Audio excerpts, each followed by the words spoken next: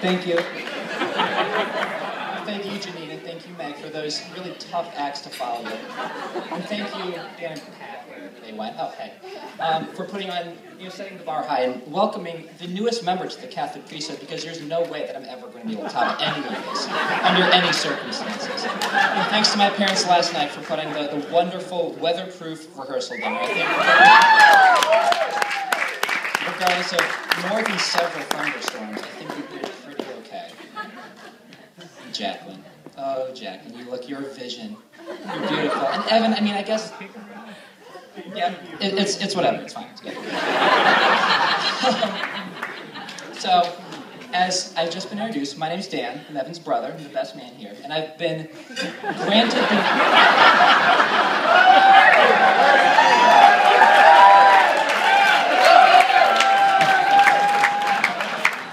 I'm glad you see what I did there. I've been given the immense honor of being Evan's best man for this wedding, and I cannot thank you enough. It means the most to me. I've also been burdened with the immense task of coming up with a toast doesn't embarrass him too much, and thankfully, that opening dance did more than enough to kind of...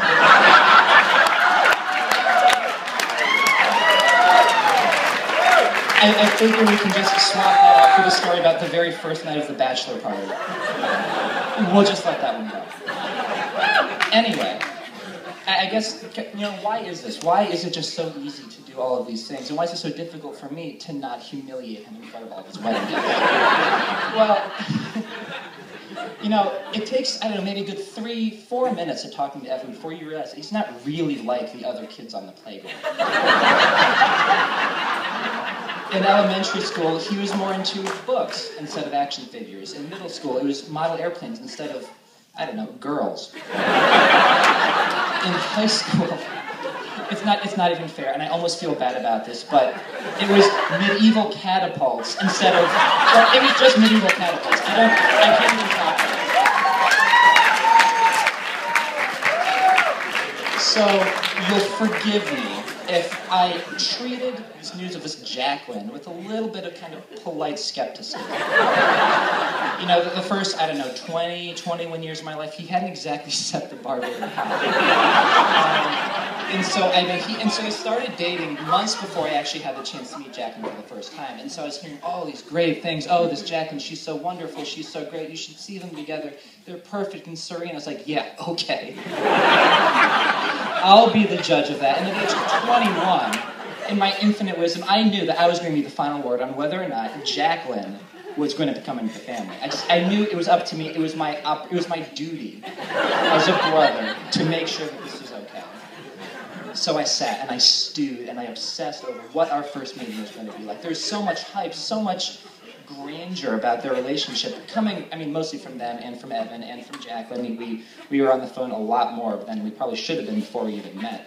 But my chance finally came in December of 2010. I had just finished up my exam week of my junior, it was summer year college.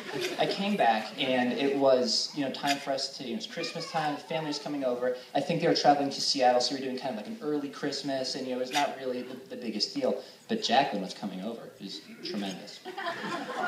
And Evan was already over there, and we all kind of hang out in the kitchen, just kind of getting settled in for the evening, having a drink or two or 7. And there's this knock at the door. And I said, oh, and everyone kind of gets up, they're all excited. Oh, there's something exciting's happening, can't wait. And the door opens, we're in the living room, and this angel walks in. Blonde hair, blue-eyed. She's excited, she's hugging Evan, she's hugging my parents, she's hugging me. I'm like, okay, right? Why not? I can work with that. So we all kind of settled down. We're like, okay, well, this is nice. Okay, well, so where's Jacqueline? Where's Evan's girlfriend? Oh, that's... Oh,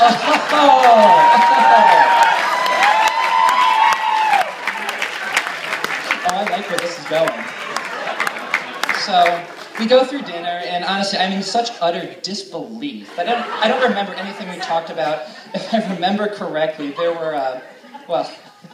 so we have these elves, and they're these little punch bowl decorations, and they're kind of bending and posing and doing all sorts of fun stuff, and you just drape them around the bowl, and under the right circumstances, they can do some really awkward stuff. And my introduction, for my personal introduction to the Kwasny family was, hey, Jacqueline, look what I can do with these L's. It was beyond obscene. I'm not even going to bring it up anymore. But the best part about it, and the first hint I got that, oh, maybe she's not that bad, was that she was laughing her ass off. Every single thing that I was saying. I was like, all right, I like it when people laugh at my jokes. So okay, we wrapped up dinner. We went, okay, well, let's go do some presents and everything like that. And I was like, oh, God, I know what this is going to happen. We've done it every year since as long as I can remember. And here's my first chance to make a good impression with the new girlfriend. And what does Evan get me? A Lego. And what did I get him? A Lego. And the best part about this is I was so utterly humiliated. It's like, I don't even live here. It's just... And I was like, well, but you just have to do this. And for those of you who are kind of unfamiliar, Legos and Kwasnys go together in quite the same way as, I don't know, what goes together? Peanut butter and jelly, thank you. I mean, you cannot come to our house, and anyone who grew up with us ever knows that you cannot step foot in our household without stepping on a Lego, or being subjected to watching us tell you all about our great models, and just how fabulous they are. Oh, it's just superb. And honestly, I mean, this isn't like when we were 7 or 8, this is like when we were 20, 25. It just keeps going. It's kind of our thing, and yes, I am more than embarrassed to admit to it, but it's just this thing that we've always had, we've always done. It's always been a part of the things that Evan and I do. There are Legos on the cake, by the way. I don't know if you noticed. And so I was like, oh my goodness, this is just, it's embarrassing. Okay, fine. But whatever, she handled it well, and obviously more points for me. But I was a little worried because, time goes on, I leave. I'm only home a couple months a year, or excuse me, a couple times a year. I live far, far away in the great white north. And it was difficult for me because I would only ever hear kind of secondhand accounts from my parents who talk about her nonstop. It actually gets a little annoying after a while. But you keep hearing about it and all these great things, and all of a sudden, months after I'd even seen them, they're going on adventures, they have new friends, they're going to parties, they have friends. And I have to admit, I was a little worried about that because this wasn't the Evan that I had grown to know and love. He didn't do adventures. He didn't do parties. He had plenty of friends, most of which he made up.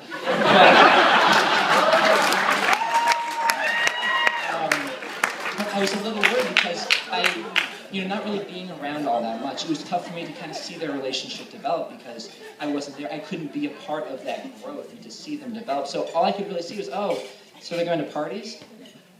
Where are the Legos? And I started to worry. I was thinking, well, I'd go to their apartment, once every 3-4 months. And I was thinking, well, it's clean.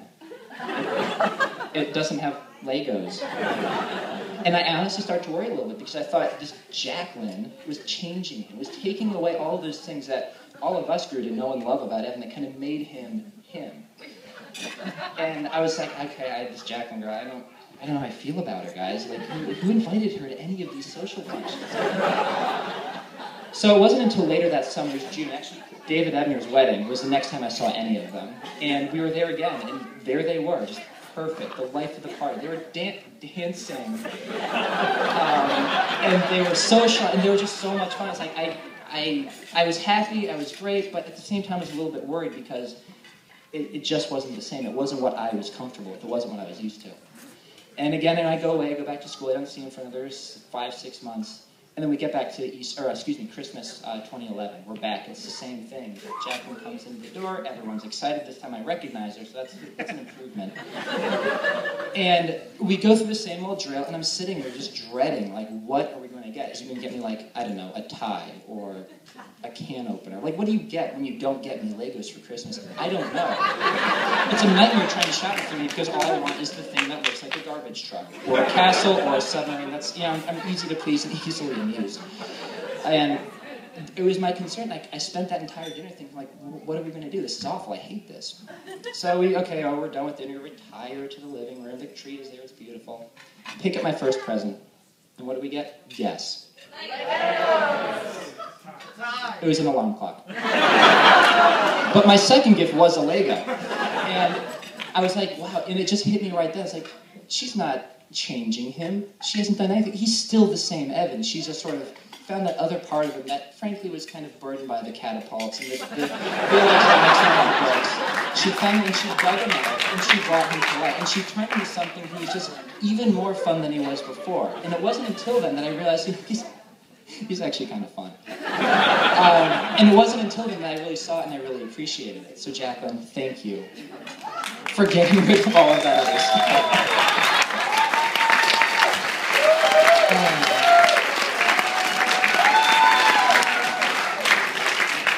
So with all of that, I would like to raise a toast to Evan and Jacqueline. To a happy marriage, a loving family, and a hell of a lot more Legos. Cheers.